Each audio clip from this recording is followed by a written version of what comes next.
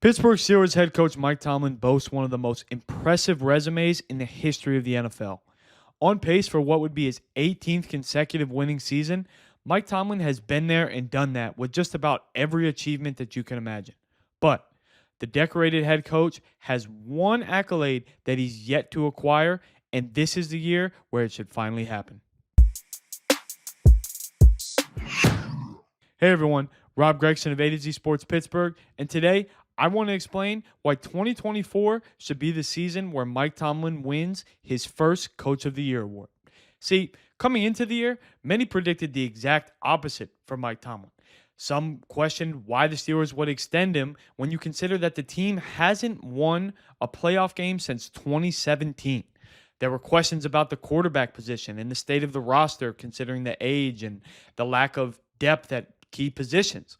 But when you break down what has happened so far this year, if this isn't Mike Tomlin's best coaching job, it's certainly right up there with one of the best. Start with the quarterbacks. For one, you come in and you acquire Russell Wilson and Justin Fields over Kenny Pickett. Sure, some people might think that was an upgrade, but many thought you were just really interchanging parts that didn't really matter because it was overall going to lead to the same outcome. Well, that's proven to not be true. The team is 8-2, but they started out 4-2 with Justin Fields before turning to Russell Wilson. And that brings us to our second point as to why he really deserves Coach of the Year. Many, myself included, gave Mike Tomlin a ton of criticism when it came to his decision to bench Justin Fields. The team is 4-2. He was coming off some of the best performances of his career, and there was no reason to upset the apple cart when things were working.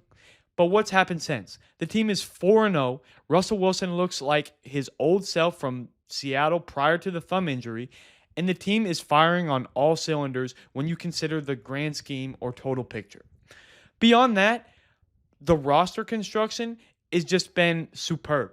Cam Hayward, many, myself included, thought, why are you paying a player in his late 30s another 3 or 4 year contract?